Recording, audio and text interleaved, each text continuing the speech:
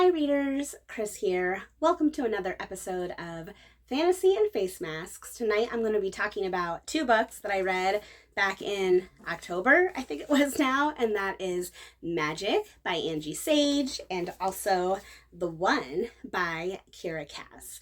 Before I jump in and talk about these, I do want to say to everyone in the U.S. who celebrated Thanksgiving last week, hope you all had a great holiday. My holiday was non-existent, because if you did not see my Instagram, I got super sick last week. Super sick. I mean, to the point where I was basically bedridden for 3 days. I took all the tests and they came back negative for the big C. However, I cannot remember a time that I have felt worse other than when I had it back in May. So it says I didn't have it, but I'm convinced the tests were wrong. Either way, I'm back. I'm feeling better. Still have a bit of a lingering cough, so you might hear that during the video. I apologize.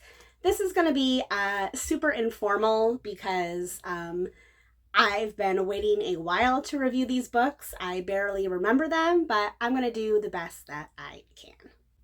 Tonight's mask is going to be a mud mask from Stella and Grace. This is a Stella and Grace mud mask.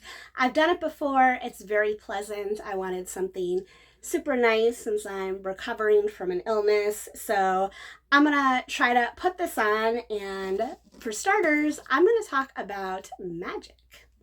Since I can't put this on and hold the book at the same time, I'll just put a picture up of it. But Magyk is part of a series known as the Septimus Heap series. This is a middle grade fantasy.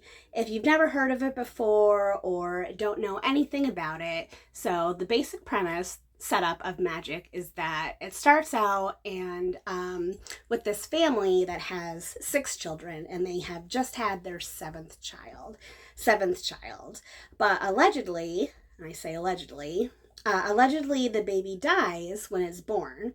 So the baby dies, it's taken away from the mother, and the father, Mr. Heap, Silas Heap is his name, he's coming home from somewhere, I don't even remember where, and he finds a baby abandoned in the snow. So he's like, hey, we just lost our baby. Here's a baby that needs a family. I'm going to bring this baby home with me. So one baby's lost, one baby is found. Now, fast forward, babies are grown up. The child that was found in the snow is a young girl. They name her Jenna.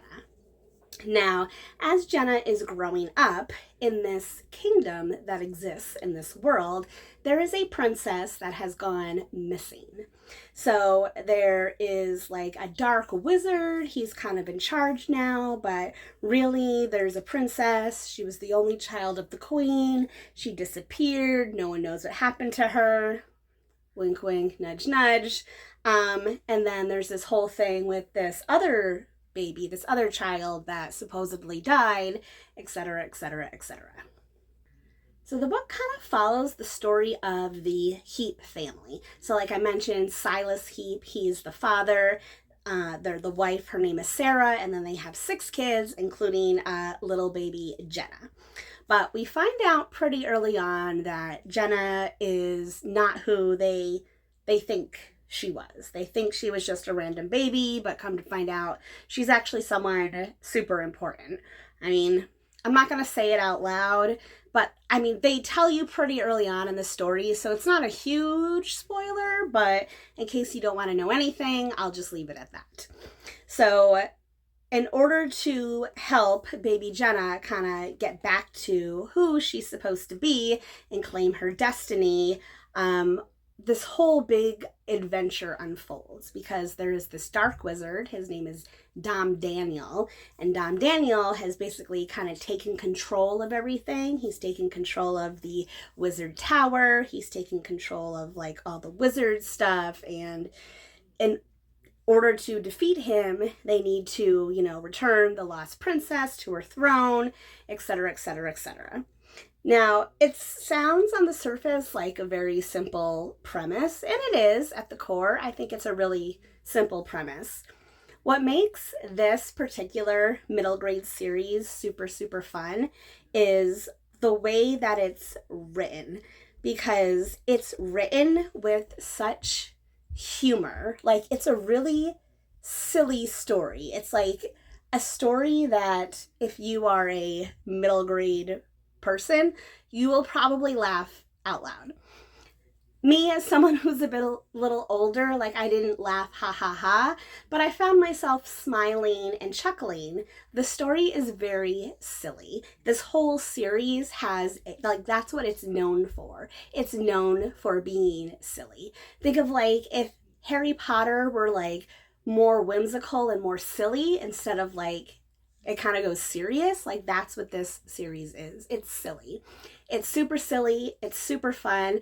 It's a wild adventure. The characters go to so many different places. They get chased by hunters. They go to like a witch's cottage in the woods. There's dragon boats. There's bogarts. There's, magic wands. This book is just full of magic, full of whimsy, full of fun, and I absolutely loved it. I absolutely loved it. I had read this book once before, like way back in the day, years and years and years ago, and then I never continued with the series. So now that I have collected all of the books, I'm glad that I can revisit it and return to the series now. All right, the mask is on. I got 15 minutes. So really, all I want to say to sum it up is that if you have a young reader in your life, or if you are someone who just enjoys middle grade fantasy for like the fun of it, I definitely recommend this series. It's got super great characters that are super silly, super funny, and super fun. And I will say that there, at least in this volume, in this first volume, there is a surprising amount of adult characters, like adult main characters. Like I said, you've got Papa Heap, the Papa and the Mama. You've got this Marcia. She's kind of like in charge of the quote-unquote good wizards. There's Aunt Zelda. She's like a little witch that lives in a cabin. Like, there's a lot of adult characters. There's a lot of child characters as well, but they aren't as established in book one. So book one focuses a lot on the adult characters, which I find really interesting, because usually middle grade, I feel like, are a lot about children, and I can say that the rest of the series so far has definitely focused more on the child characters.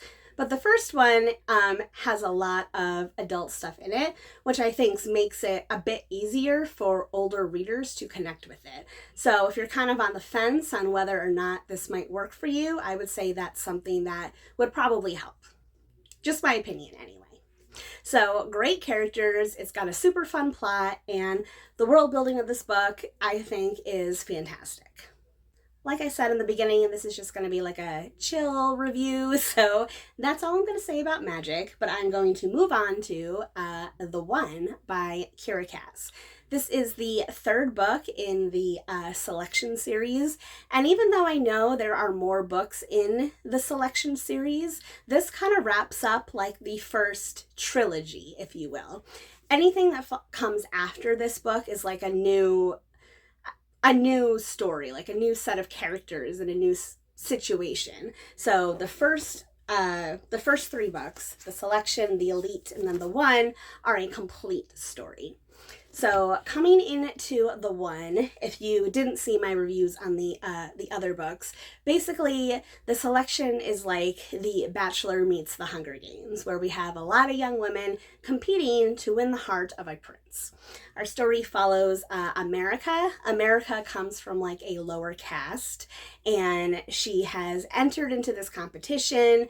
She has I wouldn't say boyfriend, but she has a guy back home that she was in love with, but then she meets the prince and she's kind of in love with him, but she doesn't really know who she wants, and yada, yada, yada. So coming into The One, there's only like 3 girls left, I think, by this point in the competition. There's like 3 girls left. It might be 4 by the time this starts. I don't remember exactly. But there's a very small number of women left, and these are all the quote-unquote finalists. So now that the competition is really down to these 3 finalists, though, all this stuff is kind of happening outside of the competition, happening like outside in this world that is affecting the competition. So America really has to decide, like, is this what she wants? Not only is it, do I want to be married to Prince Maxon, but do I want to be a princess? Do I want to be someone that's in a position of power? Am I going to be able to change anything for my family and the people I care about? Like, there's a lot of big things that America has to think about, specifically in this book. Now, here's what I liked about this book. I like the way that it ended. It has a satisfying ending. I think if you've been reading the series so far and you're wanting to see it through, I think it has a very satisfying ending, number one. Number two, I like that America is more than just, oh, who am I gonna be with this guy or that guy? Like, there's more to it than that. There's more to it than that. I like that. Number three, again, I just love all the characters in this book. Besides America herself, we've got Prince Maxon, who I think is a really interesting character. We really get to know the remaining girls that are left in the competition even more. I really liked that. There's just a lot of great characters. And like I said, I really liked, because there's like a smaller cast, that we get to spend more time with them and even meet some new ones. Like I said, outside, there's Northern rebels, there's Southern rebels, there's different countries. Like, there's cool stuff in here.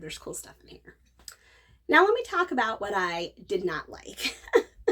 What I did not like about this one is that I feel like, more so in this book than any other book, America comes off as indecisive. So in the beginning, in the first book, in the selection, like, she was new to everything. So it's understandable that she could be a little indecisive about, what she wants or whatever. And then in the second book, The Elite, I don't think she came off as indecisive there. I think she came off as, hey, this is what I want and I'm going to go for it. But then in this book, all of a sudden, she becomes so indecisive, so wishy-washy. It's almost like every other chapter. She's like, I'm in love with Maxon, or, oh, I'm in love with my childhood sweetheart. His name is Aspen. Oh, I'm in love with Maxon. Oh, I'm in love with Aspen.